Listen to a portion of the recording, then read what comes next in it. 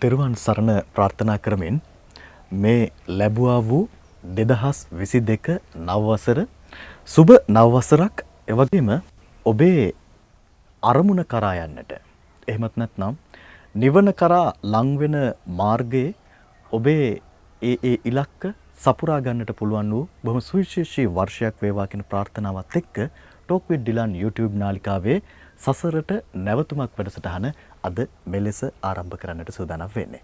එහෙමනම් ටික කාලයක පුංචි විරාමයකින් අනතුරු යම් කාරණා නිසා අද අපිට හැකියාව ලැබී තිබෙනවා මේ අලුත් වර්ෂයේදී වැඩසටහන් සමූහයක් එක්ක ඔබත් එක්ක මුණ ගැහෙන්නට ටෝක් විත් ඩිලන් YouTube නාලිකාවේ සංසාරයට නැවතුමක් වැඩසටහන තුලින්. එහෙමනම් සුපුරුදු පරිදි බොහොම ගෞරව නමස්කාර පූරකව පාදාභිවන්දනයෙන් යුතුව අදත් වැඩසටහන වෙනුවෙන් ගෞරව නමස්කාරයෙන් යුතුව පිළිගන්නට කැමති නම කියන්නට අවසර පූජ්‍ය කිරුළපන ධම්මවිජය මගේ ගෞරවනීය ස්වාමීන් වහන්සේ ඔබ වහන්සේව ගෞරව නමස්කාර පූරකව පාදාභිවන්දනයෙන් යුතුව පිළිගනු ලබනවා අද දවසේදී වැඩසටහනට. මුලින්ම මේ වැඩසටහනේ මම මෙහෙම ප්‍රශ්නයක් ඔබ වහන්සේට ඉදිරිපත් කරන්න සූදානම් වෙන්නේ. මේක මේ කාලීන ප්‍රශ්නයක් ඉදිරිය ඔබ වහන්සේට ඉදිරිපත් කරන්න සූදානම් වෙන්නේ. දැන් අපි මේ වසර දෙකක පමණ කාලයක් 2020 2021 වර්ෂයේ දිහා බැලුවොත් මේ වර්ෂ දෙක ඇතුළතදී අපි ටිකක් හිර වෙච්ච මිනිස්සු විදිහට නැත්තම් වෙනදට අපිට තිබුණ නිදහස අහිමි වෙලා ලෝකයේම මුළු හැමෝම එකම ප්‍රශ්නයක් එක්ක පොරබදින කාලයක් බවට පත් වෙලා තියෙනවා. හැබැයි දැන් මේ 2022 කියලා කියන්නේ අපිට යම් වෙනසකට මුල පුරන්න පුළුවන්කමක් ලැබෙවිද? එහෙම නැත්නම් මේ අලුත් අවුරුද්දක් ආරම්භ වෙද්දී බෞද්ධයන් විදිහට අපි කොහොමද මේ අලුත් අවුරුද්දේ ඉදිරි වැඩ කටයුතු ටික ලෑස්ති කරගන්නේ, සකස් කරගන්නේ? මගේ ගෞරවනීය ස්වාමීන් වහන්සේ අපි මේ ගැන පැහැදිලි කිරීමක් කළොත් එහෙම. හොඳයි. හැමදිනෙකටම තෙරුවන් සරණ ප්‍රාර්ථනා කරනවා. ඇත්තටම සම්මුති වර්ෂයෙන් අපි ගණන් කරනකොට මාස 12ක කෙලවර අවුරුද්දක් කියලා කියන්නේ සම්මුතිය වුණත් කෙනෙක්ට නිවැරදි වෙන්න පුළුවන් හොඳ අවස්ථාවක්.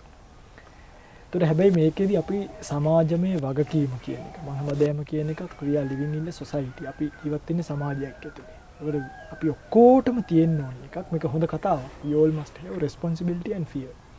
අපි ඔක්කොටම තියෙන්න ඕන එකක් වගකීම සහ බය කියන එක. එතකොට තාත්තගේ පැත්තෙන් වගකීමක් තියෙනවා. තාත්තෙක්ගේ පැත්තෙන් සමහර බයක් තියෙනවා තියාගන්න. සමාජමය ජීවත් වෙද්දී.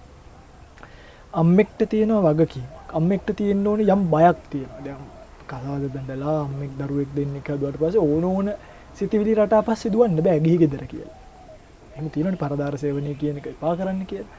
ඒතර තාත්තෙක්ටත් එහෙම කරන්න. පුතෙක්ට තියෙනවා යම් වගකීමක්. එයා හොඳට එයාට පුළුවන් කාලේ ඉගෙන ගන්න. ශිල්ප ශාස්ත්‍ර ඉගෙන ගන්න ඕනේ. ධර්මය අවබෝධ කරගන්න පුළුවන් තරුණ කාලේ එනකොට ධර්මයේ ටිකක් අවබෝධ කරගන්න ඕනේ. මහාන වෙන්න ඕනේ කියලා එකක් නෑ හැමෝම. දුවෙක්ට තියෙනවා යම් වගකීමක්. එතකොට මේ තම තමන්ගේ වගකීම හරියට හඳුනා ගැනීම තුල හැමෝම උඩ පුටුවේ ඉඳන් යට පුටුව දක්වා ජනාධිපතිට තියෙන වගකීම. හරිද? ඇමතිලට තියෙන වගකීමක්. മന്ത്രിයට තියෙන වගකීම. ප්‍රාදේශීය සභා මන්ත්‍රීට තියෙන වගකීමක්. මේ වගකීම හරියට හඳුනා ගැනීම තුල මිසක් කිසිම අවුරුද්දක් සුබ කරගන්න පුළුවන් කමක් නැහැ. ස්වාමීන් වහන්සේලාගේ වගකීම හඳුනා ගන්න ඕනේ.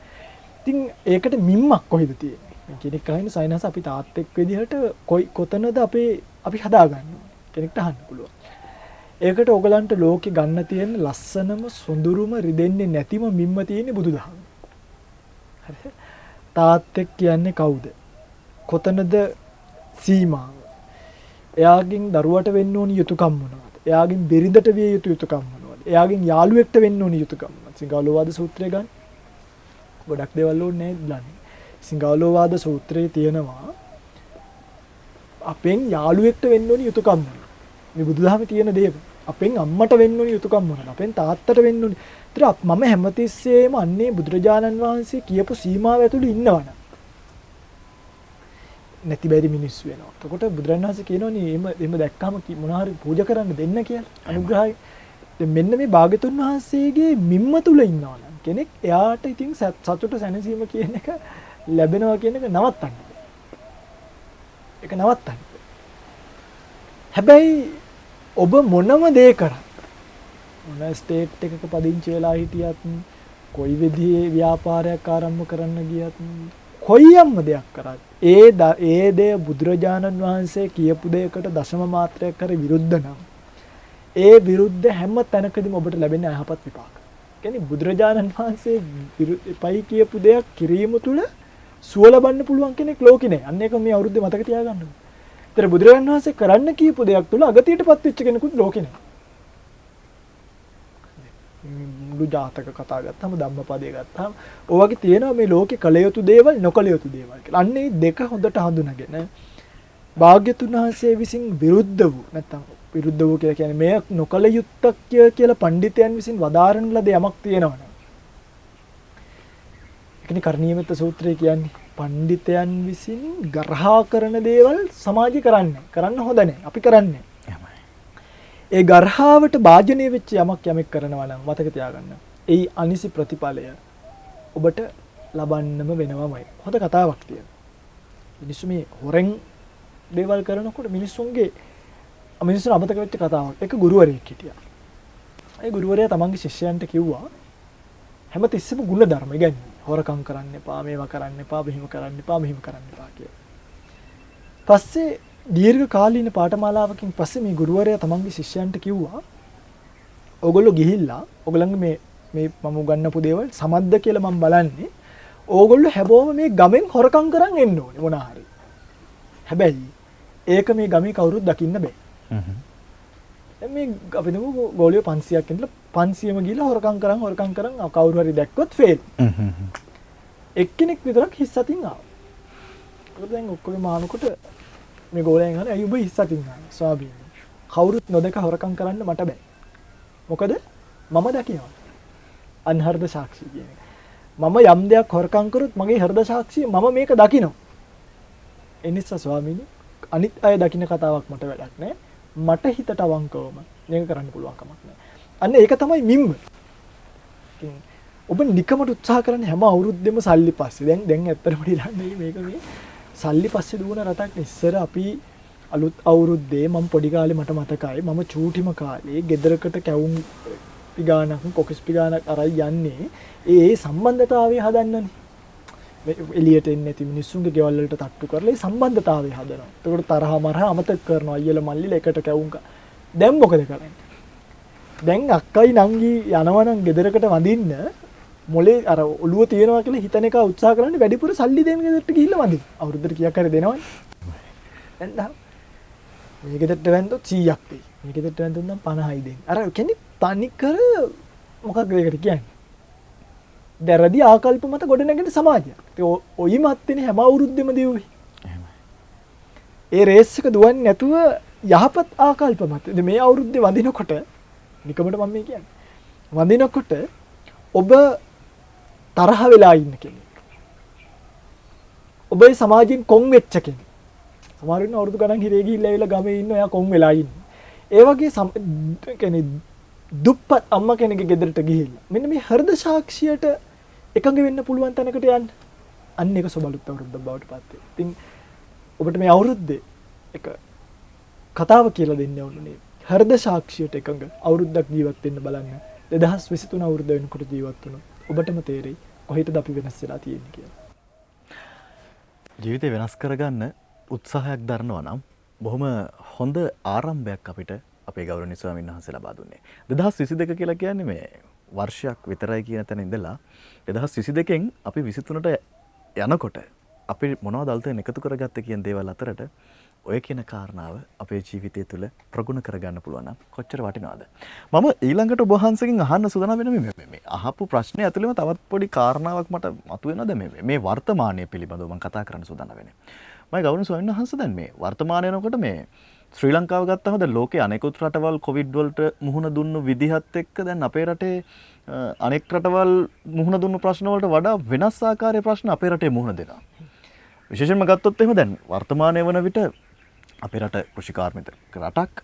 මේ රටේ දැන් ප්‍රශ්නයක් තිබෙනවා මේ පොහොර ප්‍රශ්න කියලා වෙනම ප්‍රශ්නයක් යනවා. එතනින් එහාට ගියපුවාම අපි දකිනවා ගෞරවනීය ස්වාමීන් වහන්සේ මේ කුස්සියට යන්න බය තත්ත්වයක් ඇති වෙලා තියෙනවා. එහෙම මේ දැන් රටක් විදිහට ගතම අර ඔබ වහන්සේ කිව්වා මේ ජනාධිපති කෙනෙක් ගැන කතා කරා අපි ඒ ඇමතිවරුන්ගේ වගකීම ගැන කතා කරා. දැන් සාමාන්‍ය රටක රජයක වගකීම තමයි මේ මිනිස්සුන්ගේ ආරක්ෂාව කියන කාරණාව. අද මිනිස්සු කුස්සියට යන්න බය වෙලා තියෙන තත්ත්වයක් තිබෙනවා. කිරිබත් ටිකක්වත් හොයා ගන්න පුළුවන් ද පළවෙනිදර කියන බය තියෙනවා. එතකොට මගේ ස්වාමීන් වහන්සේ දැන් අපි දකිනවා දැන් ඉතිහාසය ගත්තාම රටේ ප්‍රශ්න වුණාම අපේ ගෞරවනීය ස්වාමීන් වහන්සේලා ඉදිරියට ඇවිල්ලා ඒ ප්‍රශ්න වලට විසඳුම් හොයන්න සෑහෙන්න මහන්සි වෙලා තියෙනවා. කැප වෙලා තියෙනවා. දැන් අද අපි දකින ඇතන් තැන්වල ප්‍රශ්න වලට උත්තර හොයනවාද නැත්නම් තව ප්‍රශ්න මතු කරනවාද කියන තැන්නුත් අපි දකිනවා. හැබැයි ඇත්තටම ස්වාමින් වහන්සේලාගේ වගකීම මොකක්ද මේ රජයක් මේ යන පාර දිහා බලාගෙන ඉඳලා මෙන්න මෙහෙම ගියොත් කමක් නැහැ ඔන්න ඔය විනාශලා ගියට කමක් නැහැ කියන තැන ස්වාමින් වහන්සේ හිටියට කමක් දැන් එහෙම නැත්නම් උන්වහන්සේලාට යම් වගකීමක් තියනවාද මේ රටක් හෝ රජයක් හෝ නිවැරදි මාර්ගයට ගන්න ඔබ වහන්සේගේ දැක්මට අනුව කොහොමද මට මේ කාරණා ටිකක් පැහැදිලි කරලා දෙන්න ඔය ස්වාමින් වහන්සේ මේ වැඩිලා නැහැ එකක් තමයි භික්ෂුන් වහන්සේට අයියා කියවනේ කතාවක් මේ වගකීමක් තියෙනවා කියලා. ඇත්තටම භික්ෂුන් වහන්සේට ওই වගකීම කියලා එකක් එහෙම නැහැ. එහෙමයි. හරිද? හැබැයි සාමාන්‍ය ජනතාවට වඩා භික්ෂුවට විශාල පරාසයක් පේනවා. එහෙමයි. හේතුව පංච නීවරණ ධර්ම හිතේ අඩු නිසා. වෙන මැජික් එකක් නෙමෙයි. නීවරණ ධර්ම අඩු හිතකට පේන පරාසය වැඩි. අයියා හිතන්නකෝ සාමාන්‍ය පුද්ගලයෙකුයි ධානය ලැබපු පුද්ගලයෙකුයි ප්‍රශ්නයක් දිහා බැලුවොත් සාමාන්‍ය පුද්ගලයාට පේන්නේ පැති දෙකයි නම් ධානලාභියාට මේකෙන් රිංගල යන්න පුළුවන් පැති 300ක් පේන්න පුළුවන්. කියන්නේ මොලේ හිතන ප්‍රමාණය වැඩි, අහුවෙන කැපැසිටි එක වැඩි. අන්න ඒ වගේ භික්ෂුවට ලොකු පරාසයක් පේනවා. දැන් භික්ෂුව කරලා තියෙන්නේ මේ Tamanට පේන පරාසයට රට ගෙනියන්න ඕනි කියන Tamanගේ යුතුයකම මතක කරලා. දැන් උදාහරණයක් අයියේ දැන් තියෙනවනේ එක සංවිධාන තියෙනවා එක කණ්ඩායම් තියෙනවා ජාතික සංවිධාන තියෙනවා ආගමික සංවිධාන තියෙනවා මේ ගොඩක් දේවල් තියෙනවා. නමුත් දැන් මම හොඳ උදාහරණයක් කියන්නම්කෝ. අපි ගමු පිටරටක සාමාන්‍යයෙන් මාර්ග නීති වලට තියෙන ෆයින්ස් වැඩි. ඉන්දියාව වගේ පුංචි නැහැ මම කියන්නේ නීති අතින් පුංචි රටවල් වල හැර අපි ගත්තොත් ඔමාන්, ඩුබායි, ඔස්ට්‍රේලියා, සිංගප්පූරු මේවා ගත්තාම මේ මාර්ග නීතියක් වැඩි. ඇත්තටම ඉරක් කැපුවොත් ඒගොල්ලන්ගේ ෆයින් එක වැඩි. ඇක්සිඩන්ට් එකක් වුණොත් ඉන්ෂුරන්ස් එකටත් ගෙවලා පොලිසියටත් ගෙවලා තමන්ගේ වාහනේත් මාස ගාණක් සමහරකට ගිහලා හදාගෙන එහෙම තියෙනවා. දැන් ලංකාවේ ඇයි අපි වාහනක යද්දි අපේ ඩ්‍රයිවර් මල්ලි හරි කවුරු හරි ඉර කපන්න බය නැත්තේ ඇයි? ඒක හිතාගන්න. ඇයි යා ඉර කපන්න බය නැත්තේ? ඇයි යා කලර් ලයිට් එක පයින්න බය නැත්තේ? ඇයි එයාට දීලා තියෙන ස්පීඩ් එකේ සීමාව ඉන්නේ නැතුව එයා තව ටිකක් යන්න පුළුවන් මේ හරිය කමක් නැහැ කියලා යන්නේ? කාරණා දෙකක් නිසා. එකක් මේ රට මම එක උපමාවකින් කියන්නේ අපි පාර ගමු. අපි නිතර යන පාරනේ. එකක් මේ රටේ නිසි ක්‍රමවේදයක් නැහැ. මාර්ග වැරද්දක් අල්ලන්න. හදිසියවත් දැන් පොලිසියෙන් අපිට පේනවනේ කිලෝමීටරෙන් මීටරයට ඔය කැලෑවල අසින්දල එක පාට පයින්නවා. හැංගි මුත්තු කරනවා වගේ. එහෙන් පයින්නවා. ටෝච් ගහගෙන වින් ස්ක්‍රීන් එකට ඩ්‍රයිවර්ට ටෝච් ගහගෙන පයින්නවා. එහෙම කරන්න හොඳ නැහැ. මේ මොකද කරන්නේ මේ පැනලා හිඳලා වැරද්දක් අල්ලගන්න යන්නේ මේගොල්ලන්ට උඩින් එනවා නියෝගයක්. මම මේ සත්‍ය සිදුවීමක් කියන්නේ. අපි හිතමුකෝ අයියාගේ ගමට පොලිසියක් තියෙනවා. ඔය පොලිසියට දවසට එනවා මට මේ මාසෙ උඹලගෙන් දඩ මෙච්චරක් ඕනි කියලා ආණ්ඩුව දුවන්න හදන්නේ මේ මිනිස්සුන්ගෙන් පොඩි 3000 5000ක්. ඒ වගේ යාචක ප්‍රතිපත්තියකින් ඉන්න ආණ්ඩුවකට කවදාවත් රට හදන්න බෑ. ඉතින් මේක මේ 2020 ජනාධිපති 15 එක්කෙනත් එහෙමයි 10 එක්කෙනත් එහෙමයි 5 එක්කෙනත් එහෙමයි 2000 එක්කෙනත් එහෙමයි 95 හිටියනම් එයත් එහෙමයි හැමෝම එහෙමයි. 25 ආවොත් එයාට ඒ කියන්නේ නායකයෙක් වුණාම දුර දක්න නුවණක් වෙනවා අපිට උඹලගේ දඩේ එපා මේ රට දුවන්න. උඹලා හරියට පාරේ ඵලයක්. හරිද උඹලා හරියට පාරේ ඵලයක්. දැන් අයියක ඕනේ කුස්සියකට යන්න බෑ ගෑස් පුපුරන. ඔව් ප්‍රශ්නනේ දැන් මම අද දැක්කා. මට අද මේක මතක් වුණා මේ එක ළඟ ෆ්ලයිට් දෙකක් කඩාගෙන වැටිලා. ඉතින් මේ කුස්සියට යන්නත් බෑ භයානකයි. උඩින් යන්නත් බෑ භයානකයි. බිමින් යන්නත් බෑ භයානකයි. මේ මොකද මේ රටට උනේ? මොකද මේ රටට උනේ? හේතුව තමයි පාලකයා පාලනය කළ යුතු ආකාරය දන්නේ නැහැ. හරියට කිව්වා නම් ඉර කපන්න එපා 50000ක් දඩ ගහනවා. ආයි මම කෙලිම මගේ ඩ්‍රයිවර් මල්ලියට කියන ඉර කපන්න එපා කැබලා වුණොත් 50000යි දඩේ. දැන් මට කියන්න අවශ්‍යතාවයක් නැහැ. මං කියන්නේ කොහොම හරි 7ට බණ තියෙනවා මල්ලියන්. හරිද? හයිවේ එකේ ගිහිල්ලා හයි ස්පීඩ් ගැහුවත් රුපියල් 3500ක් දඩ ගහයි ඕන. මම මේ නිකන් එහෙම නෙමෙයි. අයියෝ හිතන්නකෝ ඒකට 45000ක දඩයක් නියම වෙලා තියෙනවනේ. ඇයි ඒක ගහන්නේ නැත්තේ? මේගොල්ලෝ අර 3500 කෑලි 10ක් එකතු කරගන්න බලාගෙන ඉන්න. ඔන්න ඔය වගේ යාචක ප්‍රතිපත්තිය. මේක ඉතා වටිනවා. එතකොට දැන් සාමින්හාසේ නමක් විදිහට මම මේක කිව්වට වැඩක් නැහැ. හැබැයි මේ රටේ ඉන්න සංඝ බලයක් එකතු වෙලා රටකට කිව්වොත් මේ වගේ නීති පද්ධතියක් පාරකට දාලා දෙන්න. ඔයාගේ ඊළඟ පාර ජනාධිපති වෙන්නේ නැත්නම් ඔයාව ගෙදර යවනවා අපි ඔක්කොම එකතු වෙලා. ඔයාව ජනාධිපති කරනවා මේ වගේ නීති පද්ධතියක් දාලා දෙන්න. මේ එකක් දිවිලා නැහැ. මේවා ඉතින් ඇත්තටම කියන්න ගත්තොත් සෑහෙන්න දේවල් තියෙනවා කියන්න කිසි කළමනාකරණයක් නැතිකම. මේ කළමනාකරණයට පාර පෙන්වන්න දැක්මක් නේ. අපේ රටේ නායකවරු පිට රටවල වල ප්‍රදර්ශන වලට ගිහිල්ලා කරන්නේ මොනවද අපි එකට කියන්නේ? ෆොටෝ ගන්න. කරන්න ඕනි ඒකෙන් ගන්න තියෙන ලෝකේ යන පැත්ත හොයාගෙන ඇවිල්ලා ලංකාවේ මේ පැත්තට දියුණු කරන එක. ඒ හොඳම දේ තමයි මේ පාර අපි ගන්නකෝ ඩුබායි එක්ස්පෝ. එක්ස්පෝ එක තියෙන එක්සිබිෂන් එක.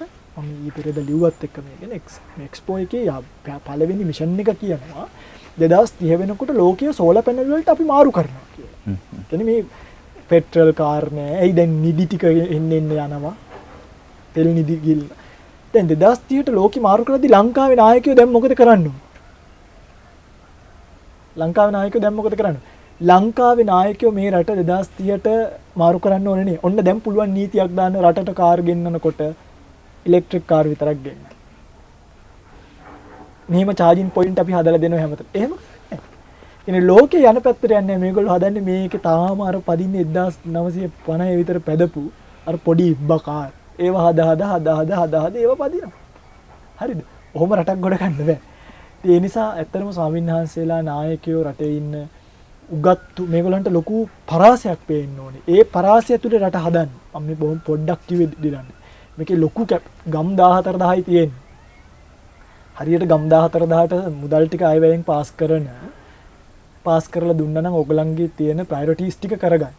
සමහර ගම්වල ස්පිරිතාලට ඇඳවල් 5ක් නෑ. ඒ ගමේ මිනිස්සු දැන් ශ්‍රීපුර ගන්න පදවි ශ්‍රීපුර හරිම අමාරුවෙන් දුවන ස්පිරිතාල වෝඩ් එකයි තියෙන්නේ මුළු ස්පිරිතාලෙටම. හදිසියෙ ඇඟිල්ලක් කැපුණොත් ඔපරේෂන් එකක් කරගන්න පදවි වෙනකයි යන්න ඕනේ. ශ්‍රීපුර නේ ඒව කරන්නේ. ජල බීතිකාවට ගහන්න බල්ලෙක් කෑවොත් ඉන්ජෙක්ෂන් එක නෑ ශ්‍රීපුර ස්පිරිතාලේ. ඒකට යන්න ඕනේ වවුනියාව ස්පිරිතාලේ. ඉතින් මේ ගමට හරියට ශ්‍රීපුරට පාස් කරන මුදල් ටික ඒකේ ඉන්න ඇමතිට හරි ඒකේ ඉන්න ප්‍රාදේශීය සභා මන්ත්‍රීගේ හරි අතට නොදී ගමේ මිනිස්සුන්ගේ ප්‍රයොරිටි එක කරගන්න දුන්නා නම් මොකද වෙන්නේ? අන්න ඒක කරන්නේ. ඉතින් ඔක ඇත්ත. අද සාමදාන විනිශ්චයකාරවරු ගන්න. හරිද? සාමදාන විනිශ්චයකාරයා කියන්නේ කවුද?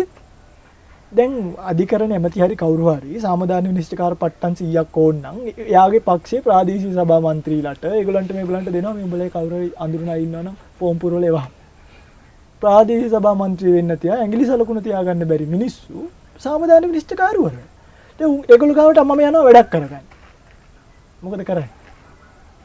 අනුවනයෝ බලයට ආවට පස්සේ ලෝකෙ වැඩ වෙන්නේ.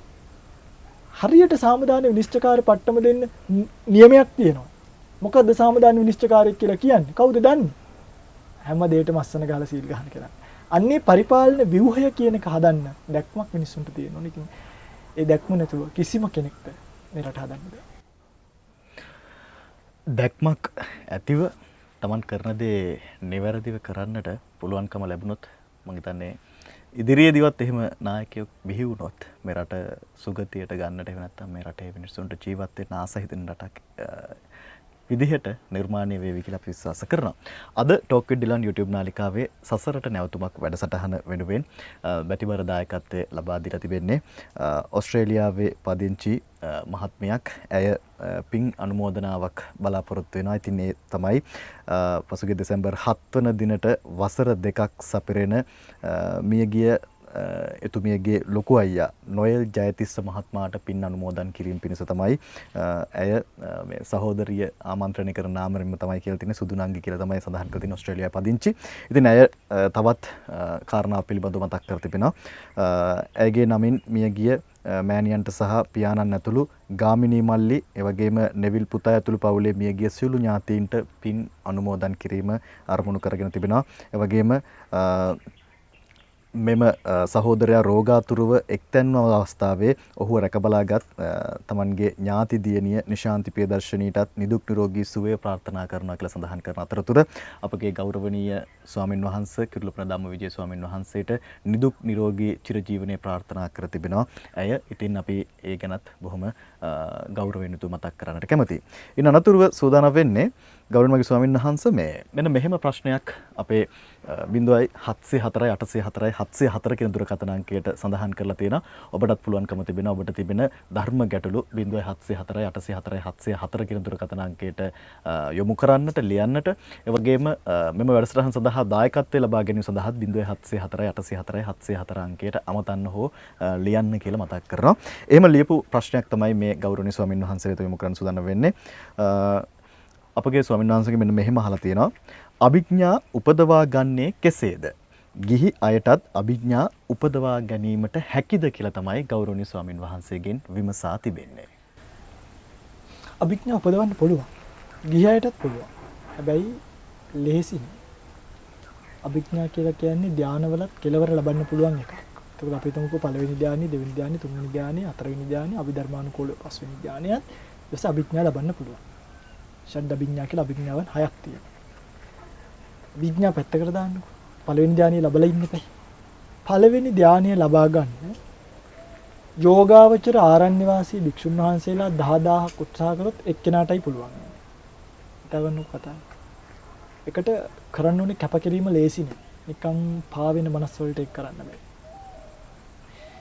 ඉන්ද්‍රිය සංවරය, ආහාරය පමණ දැන ගැනීම, භාවනාවේ වීර්ය වැඩිකම, චිත්තයකට යොදලා තියෙන කියන්නේ බලය. මම ධානලාභියෙක් වෙන්න ඕනි කියන එක ඇතුලේ කරන භාවනාව, දවසට කරන භාවනා වාර, දවසේ භාවනා කාල මේ ඔක්කොම බලපානවා මේකට. ඒ විතරක් නෙවෙයි පෙර පිනත් බලපානවා. මොකද අනිවාර්යෙන් ත්‍රි හේතුක ප්‍රතිසන්දිකෙක් වෙන්නම ඕනේ. పూర్ව භවයන් වල ඉතින් යෝගාවචරයන්ට කරදර කරලා ඔය දන්නේ නැද්ද මම කියන්නේ තේරෙනවද? සමහරු ඉන්නවනේ භාවනා කරද්දී ඒක ගැන අවධානයක් නැතුව සද්ද කරනවා.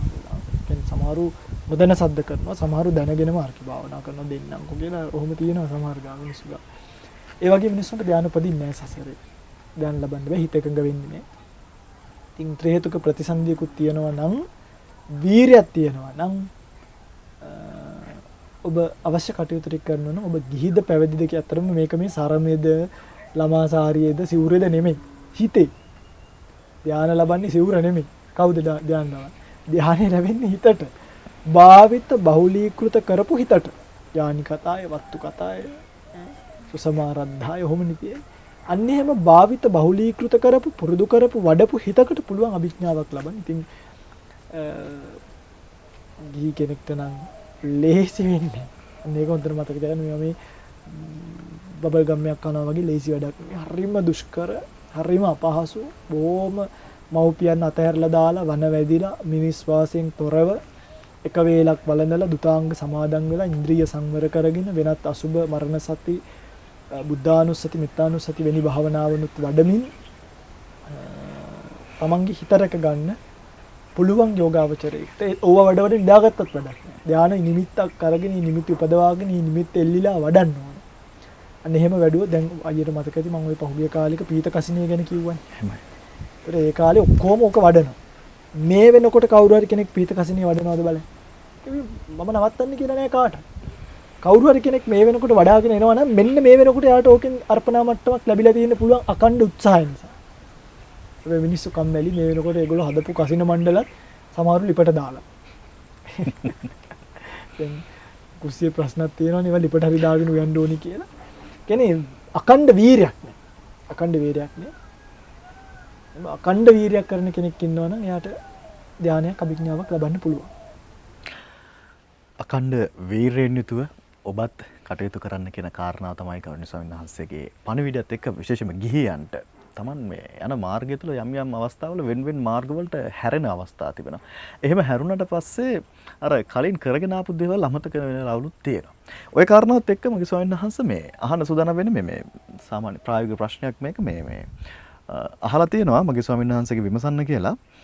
දැන් මේ විසිතුරු මසුන් වෙළඳාම සහ විසිතුරු මසුන් නිෂ්පාදනය කිරීම අභිජනනය කිරීම මධ්‍යස්ථාන තියෙනවා. මේ වගේ ව්‍යාපාර කිරීම පවක්ද කියලා අහලා තියෙනවා. මේක ගැළපෙනවද බෞද්ධයෙකුට කියන කාරණා පිළිබඳව ඔබ වහන්සේගෙන් විමසලා තියෙනවා. මෙහිමයි දිරන්නේ. දැන් ඕකට පොඩි විවාදාත්මක කතාවකුත් තියෙනවා. කෙනෙක්ට එකපාරට මෙතෙන් පුළුවන් අපෝ පව් සුරසල් සතුන් හිර කරගෙන හදන එක හොඳ නැහැ. නමුත් ඇත්තටම ওই විසිතුරු මසුන් කියන්නේ වැඩි ආයුෂයක් තියෙන සත්තු జాතියක් නෙමෙයි. මගේ දැක්ම. මේක පෙරලා බලලා අර මස් මාළු කතාව වගේ තමයි. මේවා මේ විවාදාපන්න මාතෘකා. ඉතින් මේක හොයලා තව ටිකක් හොයලා මම කියන්න ඕනේ බුදුරජාණන් වහන්සේගේ දර්ශනීයට මේක ගැලපෙනව නම් ගන්න. නොගැලපෙන තැනක් තියෙනවා නම් අයින් කරලා දාන්න. ඒක ප්‍රශ්නයක් නැහැ. මගේ දැක්මට පුද්ගලික විසිතුරු මසුන් වෙළඳාම කියන එකෙන් එහෙම පවක් සිද්ධ වෙන්නේ නැහැ. මොකද විසිතුරු මසුන් කණ්ඩත් නෙවෙයිනේ විකුණන්නේ. අර ඒගොල්ලෝ හිර කරගෙන හදනවා කියන තැනදී ඒකේ චේතනා දෙකක්. ඊටපන්කො මම මුන්ට පීනන්න දෙන්නේ නැහැ හිර කරලා හදනවා කියලා හැදුවොත් අන්න හිර කිරීමේ චේතනාව වෙනවා. හැබැයි අපි දන්නවා විසිතුරු මත්ස්‍යයක් නිඳකට දැම්මොත් මොකද වෙන්නේ? මැරෙනවා. එහෙමයි. එමේ ඒගොල්ලන්ට ඔක්සිජන් හිඳලා ටැංකිය වල ඉඳලා සමහරක් කර ටැංකිය මාරු කරාම මැරෙනවා. ඒ නිසා තමයි ඉස්සර අපේ අම්මලා අර අපිට කියනවා මාළු ටැංකිය සුද්ධ කරද්දී ලුණු වතුර ටිකකුත් ගෙනල්ලා දාන්න කියලා. දැන් ලුණු කැට ටිකක් දාන්න කියනවා. නිකන් මම කියනවා පරණ වතුර ටිකක් අයින් කරලා අපි ඉස්සර අපිට මතකයි පරණ වතුර ටැංකියේ තිබ්බ ටිකක් අයින් කරලා අලුත් වතුරයකට ඒක දානවා. ක්ලෝරින් ගතිය වැඩි නිසා මාළු මැරෙන්න පුළුවන්. මේ සොරතල් මසුන් කියන එක ඇත්තටම පරිස්සමෙන් කරන්න ඕනේ. අනිත් ඒගොල්ලන්ට කන්න ලැබෙනවා නම්. ඉන්න ලැබෙනවා නම්. මම හිතන්නේ ඒකේ පවක් කියලා. ඒක පවක් වෙන්න විදිහක් මට පේනවා. ප්‍රාණඝාතය වෙන්නේ. අදත්තාදානිය වෙන්නේ. කාමයේ වර්ධව හැසිරීම වෙන්නේ. බොරු කීම වෙන්නේ. ඉතින් බලන්න සුරාපානිය වෙන්නේ. පරුස වචන කියන්නේ. සම්ප්‍රප්පලාප දොඩන්නේ නෑ. මම දන්නේ කොයින්ද ඒක පවට අහු වෙන්නේ කියලා. මට පේන න්‍යාය අනුව ඇත්තටම මම එක එක මේ විසිතුරු මසුන් කතාව පොඩක් එළිය යනවා. විසිතුරු මසුන් නැති කිරීම හොඳ නෑ. බල්ලෙක් කූඩු කරලා හැඳීම හොඳ නෑ. නෑ. සමහර බල්ලෝ ඉන්නවා කූඩු කරලා හදන්න ඕනේ.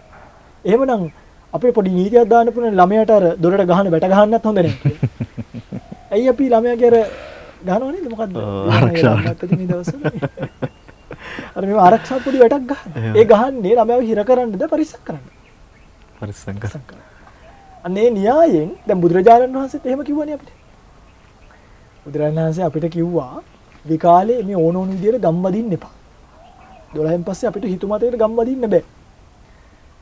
විකාලේ ගාමක් පවේසන කියලා සිකපදයක් තියෙන උපසම්පදා හම්දුර කෙනෙක් පේන තෙක් මානේ කතා කරොත් ඇහෙන තෙක් මාන ඉන්නවා නම් කියලා තමයි ගමට යන්න ඕනේ. ආයතුම අපි එළියට යනවා කියලා. ඒතර අපි හිර කරලාද තියෙන්නේ?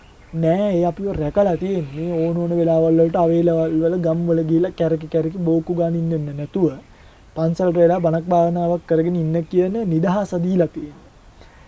ඒක කෙනෙක්ට හිරයක් විදියට ගන්නත් පුළුවන්. තවත් කෙනෙක්ට නිදහසක් විදියට ගන්නත් පුළුවන් ඇත්තටම. ඒ නිසා ওই විසිතුරු මසුන් කතාවේදී මම නම් ඉන්න තැන ඒක Tamanගේ චේතනාවත් එක්ක වෙනස් වෙනවා. ඔය උපමාව දුටුගැමුණු රජතුමා මිනි මරලා යුද්ධ කරා මිනි මැරුවනේ. දිව්‍ය ලෝකෙට ගියේ. හරිද? දුටුගැමුණු රජතුමා යුද්ධ කරලා මිනිස්සු මැරුවනේ. එහෙමයි. දිව්‍ය ලෝකෙට ගියේ මොන පදනමද? අන්න එකයි වැදගත්. මේකේ චේතනාවත් ඒ කියන්නේ මේ හොඳ චේතනාවෙන් මිනි මරන්න කියලා නෙමෙයි. දුටුගැමුණු රජතුමාගේ පින වැඩි. සමහරකට දුටුගැමුණු රජතුමාට සසර යන්න වුණා නම් එහෙම ඊට වඩා ওই විපාකත් විඳින්න පුළුවන් වෙයි. හැබැයි පින වැඩි නිසා ඒ පිනේ විපාක දෙන්න ඉතින් උඩට ගියා. ඒක තමයි ඔගේ කතාව. ඉතින් විසිතුරු මසුන්ට අවසාන වශයෙන් මට කියන්න තියෙන්නේ මට නම් එහෙම පේන අකුසල කර්මයක් නෑ. ඒක ව්‍යාපාරයක් විදිහට ඉතින් නිකන් කරන්නත් බෑ. ඇත්තටම අද ලෝකෙ කිසිම දෙයක් නිකන් කරන්න බෑ. වනකට ගියත් ඒගොල්ලෝ ගමන් ගාස්තුව ගෙවනවානේ වාහනේට තෙල් වියදමට කියලා හරි. ඒක ලොකු ප්‍රශ්නයක් වෙන එකක් නෙවෙයි. නමුත් හිත පරිස්සම් කරන් අර හිත පරිස්සම් කරන් කිරීම ඉතා වැදගත්.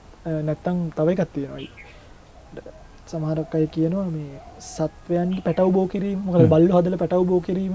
අන්න ඒක ඒ සත්වයන්ට අපහසුයක් නොවි කරනවා නම් මෙයාලගේ ස්වභාවිකව සිද්ධ වෙන යම් ක්‍රියාවලියක් කරනවා. ඒ ස්වභාවික ක්‍රියාවලිය යටතේ කරනවා නම් ඒ වගේ ප්‍රශ්නයක් නෑ. හරකෙක් එළදෙනෙක්ගෙන් කිරි ටිකක් අරන් අපි බිව්වට පව් පිරෙන්නේ නෑ. හැබැයි මැෂින් එක ගහලා ලේත් එක්ක ගන්න ගන්නට සාහසික වෙනවා නම් අන්න එතනදී පව් පිරෙනවා. ඕක තමයි ඔකේ තියරි එක ඉතින්. සමහර වෙලාවට ඔබ ඔය ගැන විමසන්නට ඇති. ඔබ හිතෙන් විමසන්නට ඇති. ඔබ දන්න කෙනාගෙන් අහන්නට ඇති. හැබැයි ඔබට නිසි පිළිතුරක් අවශ්‍ය නිසාම තමයි Talk with Dilan YouTube නාලිකාවේ සසරට නැවතුමක් වැඩසටහනට 0704 804 704 කියන අංකයට මේ පණිවිඩය එව්වේ. ඉතින් ඒ නිසාම තමයි ඒට හරි පිළිතුරක්. එහෙම නැත්නම් ඒ කාරණා පිළිබඳ පැහැදිලි කිරීමක් සහිත පිළිතුරක් අපේ ගෞරවනීය ස්වාමීන් වහන්සේ ඔබ වෙත යොමු කළේ. ඉන අනතුරුව ස්වාමීන් වහන්සේ මේ මම අහන්න සූදානම් වෙන්නේ දැන් අපි සිල් සමාදන් වෙන විට උතුරු සලුවක් පළඳිනවා. අපි දන්නවා මේ සිල් ගන්න වෙලාවට සුදු වතින් සැරසිලා උතුරු සලුවක් පැලඳගෙන සිල් ගන්න. ඇත්තටම ස්වාමීන් වහන්සේ මේ අහලා තියෙන ප්‍රශ්නය අනුව මේ සිල් සමාදන් වෙන විට අපිට උතුරු සලුවක් අවශ්‍ය වන්නේ ඇයි? අපි මේක අඳින්නම ඕනද කියලා තමයි ඒ කියන්නේ සිල් සමාදන් වෙන එක අපි උදාහරණයකට ගත්තොත් පොයේ දවසේ සිල් සමාදන් වෙනවා නම් ඒ අවස්ථාවේදී ඇයි මේ අපි උතුරු සලුවක් පළඳින්නේ? ඒක පළඳින්න අවශ්‍යමද කියන කාරණාව තමයි ඔබ වහන්සේගෙන් විමසලා තියෙන්නේ. ඔව් මෙහෙමයි. ඇත්තටම උතුරු සලුවක් අවශ්‍යම නැහැ. උතුරු සලුවේ නෙමෙයි සිල් තියෙන්නේ. නමුත් උතුරු සලුව දාන කියලා කෝ අර්ථයක් තියෙනවා ඩිලන්නයි. මේක එක එක අර්ථ තියෙන්න පුළුවන්. මම දකින මේකේ අර්ථය තමයි එයා සිල් සමාදන් වෙච්ච කෙනෙක් බව අනිත් අයට දැනෙන්නේ. එහෙමයි. ඉතින් හිතන්නකෝ දස සිල් සමාදන් වෙච්ච කෙනෙක්ගෙන් මම වැඩක් කරගත්තත් මට පව් පිරෙන්න පුළුවන්. උතුමෙක්නේ. ඒතර අපි සාමාන්‍ය මිනිස්සු දස සිල් සමාදන් වෙලා ඉන්න කෙනාට මම කියන්නේ මම සාමාන්‍ය මිනිස්සෙක් ගන්නට කියලා උපස්ථානනි කරන්න ඕනද වැඩ කරව ගන්නද උපස්ථානද කරන්න? උපස්ථාන කරන්න. ඒතර කෙනෙක් උතුරු සලුව දාන් ඉදීම තුළ අපි දන්නවා මෙයා උපස්ථාන ලැබිය යුත්තේ කියලා. එයා විකාල වළඳන්නේ නේ. ඒතර එයාගේ අන්න ඒ වගේ සමාජීය දැනුවත් වෙන්න. ඒකටයි උතුරු සලුවක් පැලඳීම තුළ අද මා උපෝසත සීලය සමාදන් වූ කෙනෙක්ය කියන හැඟීම එයාට යනවා. දැන් කෙනෙක්ට හිතෙන්න පුළුවන් නේ මම දැන් උපසම්පදාවට සිවුර ඕන්නේ. ඒ හිතන්න මම මෙහිම මේ සිවුර ගලවලා කලිසම කුෂර්ට් එක ඇඳගෙන කොණ්ඩෙත් වවලා හිටියොත් උපසම්පදාව ප්‍රතික්ෂේප කරන්නේ නැතුව මට උපසම්පදාව තියෙනවා. ඔන්නම උනත් තියෙනවා. කමක් නැද්ද? අනේ නේ සවන්න සිවුර පිටින්. ඇයි මේ සිවුරෙන් පෙන්නනවා මා භික්ෂුවක් බව. කොණ්ඩේ කපල පෙන්නනවා මා හිස මුඩුගා භික්ෂුවක් බව. ඒක ඇඳුමේද නැද්ද කියන එකට වඩා අර සමාජයට හිතන්නකෝ ධම්මවිජය සායනසේ සිවුර පිටින් කොයි හරි පින්ඩපාතේ ගියොත් මට පාත්‍රයට මොන හරි ලැබෙනවා. මම මේ ගුණම දරාගෙන මේ සීලයම දරාගෙන සරම කුෂර්ට් එක වෙනම පින්ඩපාතේ ගියොත් මොකද වෙන්නේ? මිනිස්සු මාව සලකන්නේ යාචකයෙක් ගන්නට. දැන් මිනිස්සු සලකන්නේ පූජකයෙක් ගන්නට. අන්න ඒක තමයි මේ ඇඳුමේ තියෙන වටිනාකම. උතුරු සලුවත් එහෙමයි. ඉතින් ඔබ උතුරු සලුව නොදාගෙයින්කට ගියොත් ඔබට යාචකයෙක් විදිහට සලකනවා. හැබැයි ඔබ උතුරු සලුවක් දාගෙන ඔබ ගෙදරකට පින්ඩපාතේ ගිහිල්ලා බලන්න ඔබට සලකන්නේ ඔබ සිල් සමාදන් වෙච්ච කෙනෙක් විදිහට. ඉතින් ඒ නිසා උතුරු සලුව අවශ්‍යම නැහැ. අපි දැන් අපි ගාව ඉන්නවා සමහරක් ඔය පණ්ඩු පලාසක දරුවෝ එහෙම කට්ටියක් ඉන්නවනේ. අපි ඒගොල්ලන්ට උනත් කියලා තියෙන්නේ ඔයගොල්ලෝ අරණ්‍ය සේනාසනේ උතුරු සලුව පළඳින්න ඕනේ. අපි දන්නවනේ ඔයගොල්ලෝ සිල් සමාදන් වෙච්චයි කියලා. හැබැයි ඔයගොල්ලෝ එළියට යනකොට, කියන්නේ මිනිස්සු සම්මුඛයට යනකොට, දානෙකට යනකොට ඔයගොල්ලෝ උතුරු සලුව දාන්න. ඇයි? එතකොට නැත්නම් මේ මිනිස්සු මටයි සිල්මෑනියුරු ටිකටයි විතරක් සලකයි අපිට. අපිත් එක්ක යන පණ්ඩු පලාසකට ඒ සැලකුම් නැහැ. දැන් මොකද වෙන්නේ? උතුරු සලුවක් දාගෙන නැද එයාටත් සුදු ආසනයක් බිමට හරි එළන. අන්න ඒ නිසා උතුරු සලුවේ වැදගත්කම තමයි ඒක. ඉතින් ඒ නිසා උතුරු සලුවක් පැලදීම ඒක ලස්සන සම්ප්‍රදායක්. ලස්සන සම්ප්‍රදායන් අපි දුරු කරන්න ඕනේ. පැහැදිලිද? මම හිතන්නේ ප්‍රශ්නෙට බොහොම පැහැදිලි පිළිතුරක් ඔබට ලැබුණා. සහ මේ උතුරු සලුව පැලඳීම කියන කාරණාව ඇතුලේ මොන තරම් දේවල් අපි නොදැනුවත් වුණාට ගැබ් වෙලා තියෙනවද කියන දේ. ඉන්න අනතුරුම විසවන්හන්ස අහන සූදානම් වෙන්නේ මෙන්න මෙහෙම කාරණාවක්. WhatsApp පණිවිඩයක් විතර අපිට ලැබිලා තිබෙනවා. මේ කාලය තුළ බොහෝ දිනෙක නිවෙස් තුළ පිරිත් සජ්ජායනා විකාශය කිරීමට නැඹුරු වී තිබුණත් ඔවුන් පිරිත් දමා තම තමන්ගේ නිවසේ වැඩ කටයුතු තුළ යෙදුනද පිරිත් අවධානයෙන් ශ්‍රවණය නොකිරීමෙන් පළක් නැති වේද කියලා තමයි අහලා තියෙන්නේ. කියන්නේ පිරිත් gedara පිරිත් දාලා අපි කියමුකෝ යම්කිසි ශබ්ද විකාශන යන්ත්‍රයක් උපයෝග කරගෙන gedara පිරිත් දානවා. ඕක පිරිත් අහගෙනම ඉන්න ඕනේද? එහෙම නැත්නම් පිරිත් දාගෙන සමහරු වෙන වෙන වැඩවලත් නිරත වෙනවා. මේ කාරණාවේ මොකක්ද අතරම පිරිත් දැමීම තුළ එහෙම නැත්නම් මේ පිරිත් ශ්‍රවණය කිරීම තුළින් එහෙම නිවසේ ඇති වෙන වෙනසක් එහෙම නැත්නම් මේ පිරිත් ශ්‍රවණය කිරීම වැදගත්ද කියන කාරණාව. අපි ගෙදර පිරිත් දානවා නම් පිරිත් අහන්නම ඕනේද කියන දේ. හොඳයි දිලන්නේ මෙහෙමයි. අංක 1ට කියන්නම් ගෙදරක පිරිතක් දාලා වැඩක පළ කරගන්නවා කියන එක ගැටලුවක් නෙමෙයි. මොකද අපිට හැමතිස්සෙම ගෙදර මේ වැඩ කරන්න තු ඉන්නත් බෑ. එහෙමයි කියලා අපි පිරිත් වහන්න ඕනිත් නේ අපි වැඩ කරන වෙලාවට. දෙක ඔය දෙකේ වෙනසක් තියෙනවා. ඒ කියන්නේ නිකන් එහෙන්න දාලා තියෙන එකේ පිරිත් අහන එකේ වෙනසක් තියෙනවා. ඒ පිරිත් අහනකොටත් කෙනෙක් අර්ථපටි සංවේදීව ධම්මපටි සංවේදීව. එහෙම කියන අර්ථපටි සංවේදීව ධම්මපටි සංවේදීව. අර්ථයේ මනසිකාරය කරමින් ධර්මතාවයේ මනසිකාරය කරමින් අහනවද ඒකේ ප්‍රතිඵලය වැඩි. කෙනෙක් දැන් ඔන්න පිරිත් දාලා තියෙන ගයක් තියෙනවා නිකන් පිරිත් අහනවා තේරුමක් නෑ අහනවා තේරුමක් තියෙනවා. ওই තුන් දෙනා තුන් දෙනා. එහෙමයි. අර පිරිත් අර්ථයයි ධර්මයයි දෙකම සලකමින් බලන කෙනාට ඩිලාන්නේ මෙයාට ලැබෙන මට ඇත්තටම ඊයේ පෙරේද පොඩි මැසේජ් එකක් ආවා. මගේ සාහිණාංශ ඔබ වහන්සේක දේශනාවකට කිව්වා ඔබ වහන්සේට දැඩි කායික වේදනාවක් ආවට පස්සේ ඔබ වහන්සේ එක සූත්‍රයක් අහනවා කියලා පිරිතක් ඒ පිරිත කුමක්ද කියලා ඇහුවා. ඇත්තට මම කොහොම දේශනාවක් කරා ගිරිමානන්ද සූත්‍රය ගැන මම දැඩි කායික වේදනාවක් ආපු වෙලාවට ගිරිමානන්ද සූත්‍රය ශ්‍රවණය කරනවා. ඒ සූත්‍රය ශ්‍රවණීය භාගයක් කරනකොටම අර වේදනානාශක පෙත්තකින් ලැබෙනවට වඩා කායික සුවතාවයක් ඇත්තටම ලැබෙනවා. ඒක පිරිතේ ආශ්චර්යකටත් වඩා මා දකින්නේ ඒ පිරිත ඇතුලේ තියනවා දිරන්නේ ඇත්තටම ලස්සන කතාවක්. දැන් අපි ගත්තොත් ආදීනව සංඥාව ඇහෙනකොට දැන් හිතන්නකෝ මගේ මේ කයේ මගේ මේ ඇඟිල්ලක් කපලා. මේ ඇඟිල්ලක් කපලා. දැන් මම මේක ගැන හිතනවනේ මානසිකවත් අයියෝ මට ඇඟිල්ලකුත් නැහැ. කායික වේදනාව එහෙන්. මනසිනුත් අපි හිතනවනේ ඕක අයියෝ දැන් ඇඟිල්ලකුත් ඇතුව ඇඟිලි කොටෙක් වගේ තමයි ජීවත් වෙන්නේ මෙහෙමයි දැන් සමාජයට මුහුණ දෙන්නේ කොහොමද ටයිප් කරන්නේ කොහොමද ලියන්නේ කොහොමද ඇඟිලි සලකුණ තියන්නේ කොහොමද ෆෝන් එකේ ලොක් එක අරගන්නේ කොහොමද ඒ ඔක්කොම කල්පනා වෙන්න පුළුවන්. ඔන්න ඔය ASCII ඔක්කොම පැත්තකට දාලා අනේ මම මේවා කල්පනා කරන එක පැත්තකට දානවා කියලා අහනවා ආදීනව සංඥා. ඔන්න කියනවා ඉතිමස්මින් කායේ විවිධ ආබාධ උප්පජ්ජන්ති මේ කයේ නොයේකුත් ආබාධ ඇති වෙනවා. මහණෙනි චක්කු රෝගෝ සෝත රෝගෝ ගාන රෝගෝ පිත්ත සමුට්ඨාන ආබාධා සම්ම ඔන්න මම කල්පනා කරනවා දෙයියනේ මේ කය කියන්නේ ලෙඩ ගුහාවක්. මේ ඇඟිලි කියන්නේ ලෙඩ ගුහාවක්. මේ ඇඟිල්ල නැති වුණාට මොකෝ? මේක මේ පොදු ධර්මයක්. අන්න එහෙම අර්ථපටි සංවේදීව කල්පනා කළාදී අර මානසිකව තියෙන කරදරේ නැති වෙනවා. කායික කරදරේ චුට්ටයි. කායික කරදරේ මිනිස්සුන්ට තියෙන්නේ චුට්ටයි ඩිලන්නයි. හරිද? ඒ කායික කරදරේට මනසින් පටව ගන්න ටිකම වැඩි. තේරෙනවද මම කියන්නේ? කියන්නේ මිනිස්සෙක් පිළිකාවක් හැදිලා මැරෙන්නේ එයාගේ කායික අසනීපය ඩබල් වෙන්නේ එයාගේ මානසිකවත් ඒකට දෙන තල්ලුව නිසා. ඕකට තමයි අර කතාවක් තියෙන්නේ. මිනිස්සෙක් ටෙස්ට් කරන්න ඔයාව අහවල් දවසේ මරනවා කියලා හැමදේම කියලා ඒ දවසේ පෙත්තක් දෙනවා විටමින් පෙත්තක් දෙන්නේ. බීපු ගමන් මැරලා වැටෙනවා. අයියෝ හිතන්නේ මේ නිරෝගී මිනිහෙක්ට විටමින් පෙත්තක් දුන්නාම මැරලා වැටෙන්න තරම් මෙව පරීක්ෂණයක් තියෙනවා විද්‍යාඥයෝ කරලා. කියන්නේ ඒ කයට අපිට එහෙම පණිවිඩයක් මනසින් යනවා. අන්න ඒක නැති වෙනවා අර අර්ථපටි සංවේදී ධම්මපටි සංවේදී කරන එක ඊට පස්සේ වේදනාව ගැන කියනවා. ඉතින් ඇත්තටම මහා ගැඹුරු අර්ථ තියෙන සූත්‍රයක් ඕක. ඉතින් ඕක අටුවා ටීකා එක්ක හොඳට පරිහරණය කරලා ඔය දස සංඥා කියලා සංඥා 10ක් තියෙන්නේ. ඒ සංඥා 10ත් වඩලා ඊට පස්සේ දැන් බලන්න අනිත් එකයි ඔය ගිරිමානන්ද සූත්‍රය මේක අහපු ගමන් කියන්න අපරාධේ නැත් ලස්සන කතාවක් මම නවත්තන්න හිතෙන්නේ නැති. දැන් මේ සසර ගැන දුක ගැන කය ගැන ඔක්කොම කියලා ආයි ටික යනකොට නිරෝධ සංඥාව විරාග සංඥාව තියෙනවා. හරිද? මේක තමයි සනීපම මේක තමයි සැපම මේ නිවන යන්නේ. එතකොට මතක් වෙනවා මේ කයත් එක්ක විඳින දුකට වඩා මේ කායික සංස්කාර සහ චිත්ත සංකාර මේ වචී සංකාර වලින් තොර වෙච්ච නිර්වාණය කොච්චර සැපද කියලා අනිලක කරනවා සැපක්. ඒක හරියට ඇඟිල්ල කැපිච්ච කෙනාට අපි පොඩි නිවුස් එකක් දෙනවා.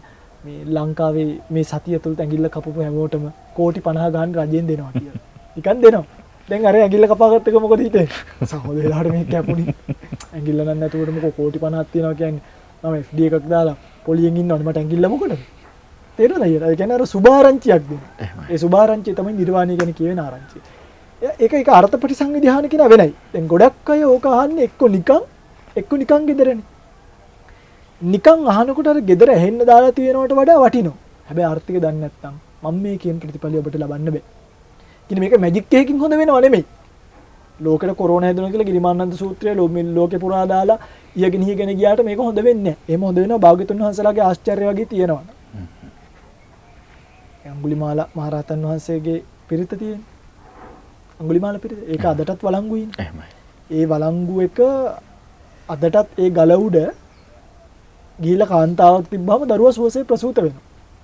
සමහර කාන්තාවෝ ගෙදර ඉන්නවා දරුවාව හම්බෙන්න අමාරුයි. මොකද කරන්නේ? ගල හොදලා වතුර අරන් ගිහලා පොවනවා. තිරිසන් සතෙක් තිබ්බත් සුවසේ ප්‍රසූත කරනවා. අන්න ඒ වගේ සූත්‍ර පෙරත් හැර සාමාන්‍යයෙන් ගොඩක් සූත්‍රවල අපිට තියෙන අර්ථය තේරුම් ගැනීම gedara නිකන් දාලා තියෙන එක හොඳයිද? ඔක තමයි මේ ප්‍රශ්නේ. ටිකක් දීර්ඝ පැහැදිලි කිරීම. හොඳයි. අගෞරවණීය ලෙස දාන්න නැතුව හැබැයි අපිට එහෙම කියන්නත් බෑයි. අපි හිතමු යම් තැනක මද්ද්‍රව්‍ය විකුණනවා. ඉතින් පිරිත් දාන එක හොඳ නැද්ද? ඒ මිනිස්සයා මද්ද්‍රව්‍ය විකුණලා රැස් කරන්නේ අකුසල. හැබැයි පිරිත් ටික ඇහෙන මිනිස්සු එකෙන් ඒ මිනිස්සාට කුසලයක් වෙන්නේ නැද්ද? එහෙමයි. ඒ නිසා ඒකට එහෙම සීමා නෑ ඇත්තට. බුදුරජාණන් වහන්සේ සුනීතල සෝපාකලට බණ කිව්ව උතුනේ. අට්ටපාල කුමාරවරුන්ට විතරක් නෙමෙයි අජාසත්වලට විතරක් නෙමෙයි බණ කිව්වේ. සුනීතල සෝපාකල මට්ට කුණ්ඩලීලා. කොට මේකේ කොහොමද අපි එතකොට බුදුරජාණන් වහන්සේ සොහනට ගිහිල්ලා බණ කියපු එක හරියද? තර්ක කරනවා සොහොනි බණ කියන එක හොඳයිද? ගෙදර වැඩ කරනකොට පිරිත් දාන්න හොඳ නැත්නම් සොහොනි බණ කියපු බුදුහාමුදුරුවෝ හරි කියන්නේ කවුද? ඒවට තර්ක ගේන්න බෑ. මේ මහා කරුණාව මත පදනම් වෙච්ච ශාසනය නිදහසේ ජීවත් වෙන්න බුද්ධ වචනේ දුර්ලභයි. ඇහුවත් සනීපයි, ඇහුණත් සනීපයි. නිදහසේ ජීවත් වීම තුළ ඔබට මහා කුසල් කන්දරාවක් රැස් කරගන්න පුළුවන් අපට. බොහොම පුළුල් පැහැදිලි කිරීමක්, පළල් පැහැදිලි කිරීමක් විදිහට දකින්න පුළුවන්කම ලැබුණා ප්‍රශ්නෙට පිළිතුර. මම අවසන් වශයෙන්ුත් එවැනි ඒහා සම්බන්ධ ප්‍රශ්නයක් අහන්න සූදානම් වෙන ඊට කලින් අද ටොක් විත් ඩිලාන් YouTube නාලිකාවේ සංසාරිට නැවතුමක් වැඩසටහනේ බැතිබර දායකත්වය මතක් කරන්න සූදානම් වෙන්නේ.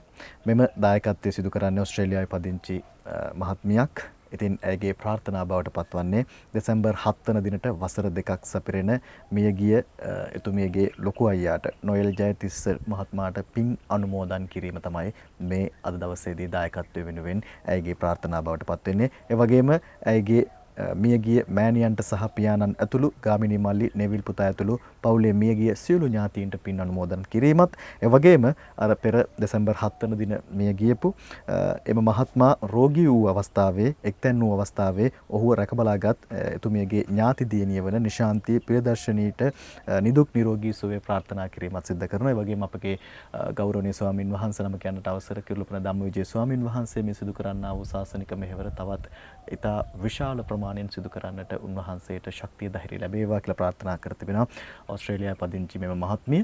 ඉතින් ඒ කාරණාවත් එක්කම අද වැඩසටහනේ අවසන් ප්‍රශ්න විදිහට මම වහන්සේගෙන් අහන්න සූදානම් වෙන්නේ දැන් මේ බොහෝ වෙලාවට දැන් මේ බෞද්ධයොත් gedara පිරිත් දානවට අමතරව මේ එක් ආගමික වශයෙන් ඔය තියෙන ස්තෝත්‍ර වර්ග මෙන්න මේ දේවල් අහනවා. දැන් අපි දකිනවා බොහෝ වෙලාවට YouTube එකේ තියෙනවා මේ ස්තෝත්‍රය ඇහුවොත් එහෙම ගෙදරට සල්ලි උතුරුනයි කියලා. මේ ස්තෝත්‍රය ඇහුවොත් එහෙම ගෙදර ප්‍රශ්න විසඳෙනවා කියලා. ඇත්තටම සොයන්නහස මේවා එහෙම වෙන්න පුළුවන්ද? මේ එක ස්තෝත්‍ර තියෙන එක දෙවිවරුන් වෙනුවෙන් කියවෙච්ච. ඒ ගැන පැහැදිලි කිරීමක් කරොත් මගේ ගෞරවනීය ස්වාමීන් වහන්සේ. ඇත්තටම ඩිලාන් අයියේ මේ මෙහෙම එකක් තියෙනවා. දැන් ඔය ඉන්දියාව පැත්තෙන් ඔය ගොඩක් වෙලාවට එන්නේ. ඔය ඉන්දියාවේ මිනිස්සුන්ට ඒගොල්ලන්ගේ එක දර්ශන තියෙනවා. අයියා හිතන්න අයියට මොකක් හරි ලොකු ප්‍රශ්නයක් ජීවිතේ තියෙන වෙලාවක අයියා ඒක ගැන හිතෙද්දි මම අයියාව ලොකු අර ගන්ටාර තියෙන දේවාලයක් මැද්දට එක්කන් ගිහලා ඔය ගන්ටාර 50ක් විතර කන ගාව ගහලා යක්බිරයක් අරන් ඕක උඩ නැගලා දෙකක් ගහලා ඔන්න නිකන් කියන්නේ හරි ගහලකොට අයියට අර ප්‍රශ්නේ නෙමෙයි මෙතන වෙන කේස් එක.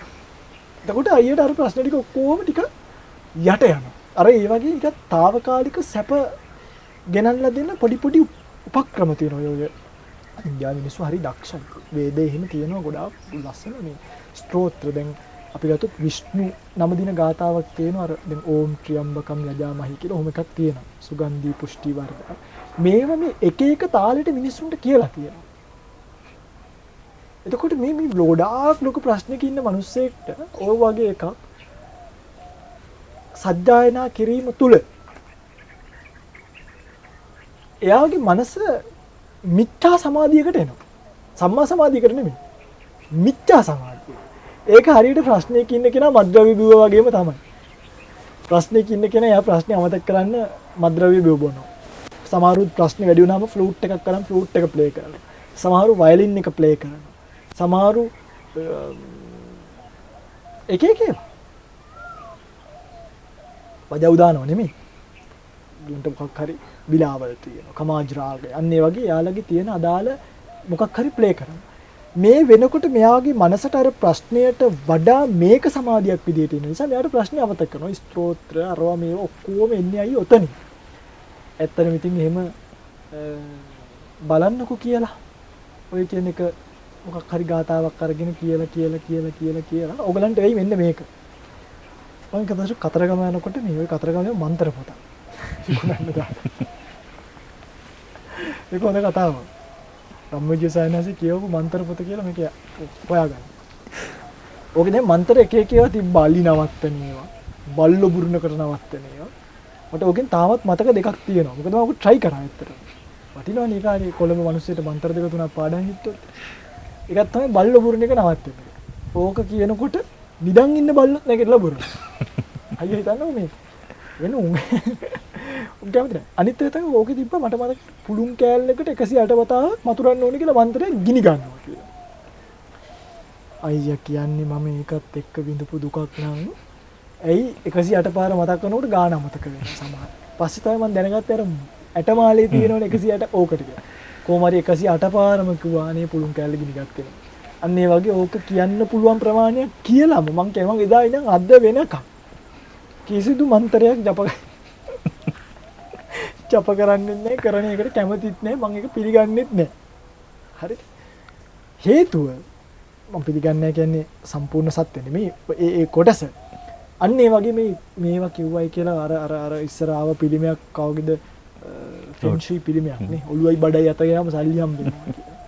ඉතින් එහෙම ඔළුවයි බඩයි අත ගියාම සල්ලි හම්බෙන්නේ නැහැ. සල්ලි හම්බෙන්න නම් මොකක් හරි ආදායමක් එන විදියක් හදාගන්න. ඔක ඔළුවයි බඩයි අත ගා හිටියා කියලා සල්ලි හම්බෙන්නේ නැහැ. ඊට පස්සේ තව අර හක් මොනවද හක් ගෙඩි වගේ මොන මන් දන්නේ නැහැ අතරම ඔගේ නම වාලම්පූර්.